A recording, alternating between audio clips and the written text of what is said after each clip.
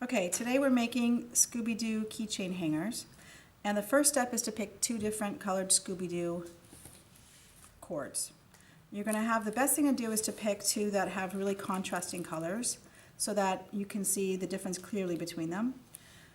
You're going to take each string, fold it in half so that you can find the middle point, and just keep track of that with your finger, or you can actually fold it to make a loop. You take the other one and you do the same. I'm going to fold it in half, find out the middle point, and we're going to keep that and make a loop. So now you have two loops. It doesn't matter which one you're going to pick, which color you pick first, but what you're going to do is you're going to take one loop and put it over the other loop. Hold on to that one string that's behind it. I'll do it again. And we're going to tie it just like you'd start tying your shoelace. So you could also ask a partner to hold it for you to help you out. You're going to put them over each other and tie like the beginning of a shoelace. And then you tighten it.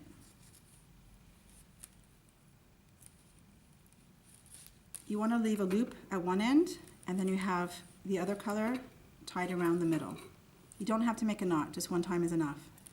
Then you can see that you have one color going down the middle, and you have another color sticking out from the sides.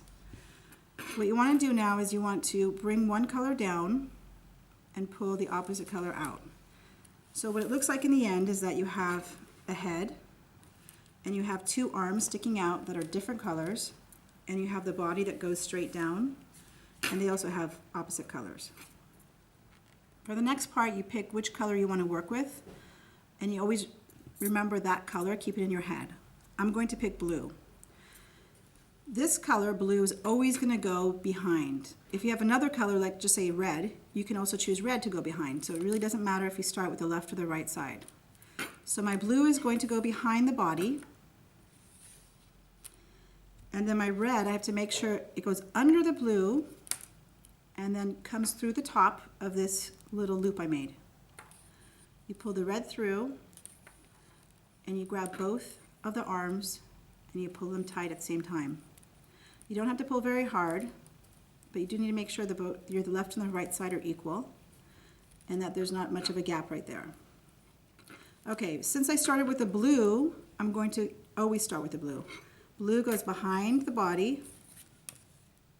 Red has to first go under the blue before it comes over the top and through the loop. Bring it through the loop, pull both arms equally, not too tight, just so that there's no gap here in the middle. Again, I'm starting with my blue. Blue goes behind the body, red goes under the blue, over the top, and through the loop. Pull both sides equally, and there's no gap. Again, start with the blue, go under the body, bring my red under the blue before it goes over the top and through the loop. Pull both sides equally, start with the blue, goes behind the body, the red goes under the blue and over the top through the loop.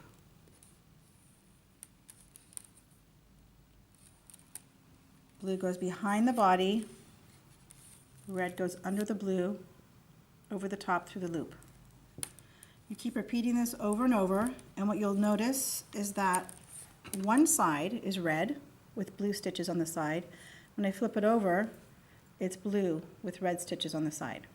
I'm always going to keep the same color facing me, and again, always behind with the same color. So I start with behind blue, red goes under the blue, over the top, through the loop.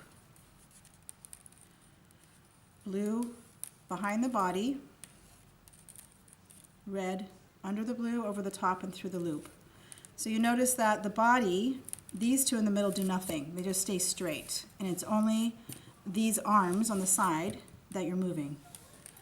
Behind, under, over. Behind, under, over. behind, under, over. If you mess up, you can just undo the last stitch and fix it.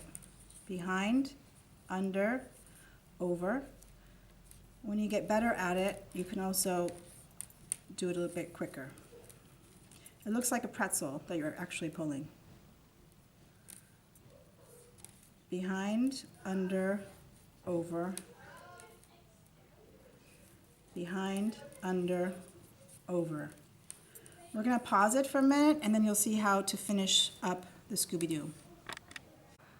Okay, so I've made it a good length now, and you can see that my ends, the two arms, are getting pretty short.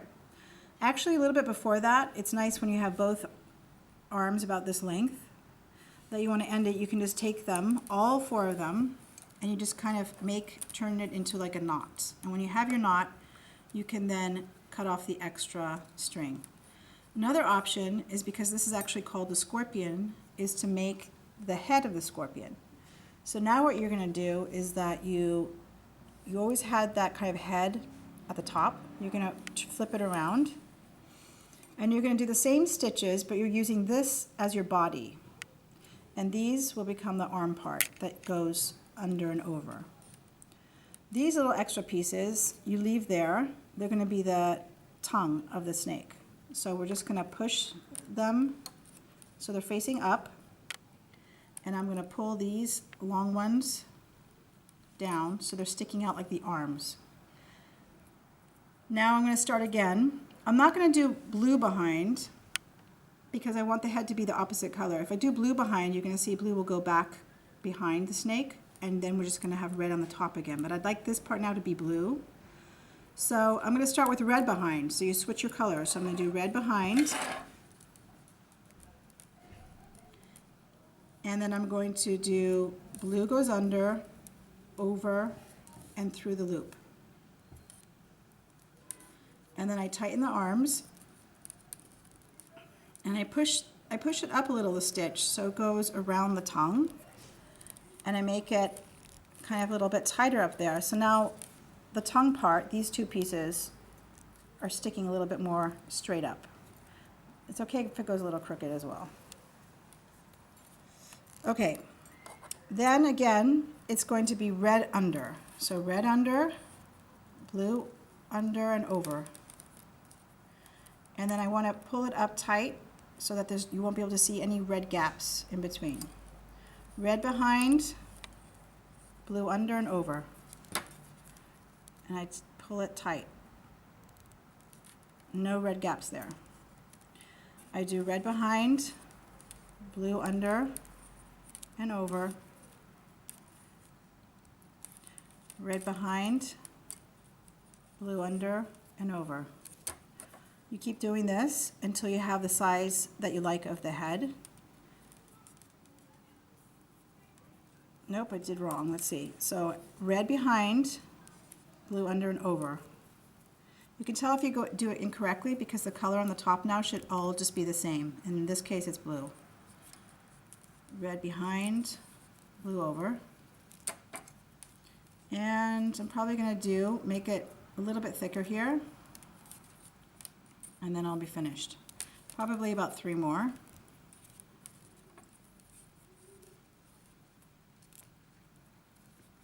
When you have your last stitch, you're going to have to make it pretty tight because you're just going to cut the Scoubidou, and if it's too loose, it can come apart.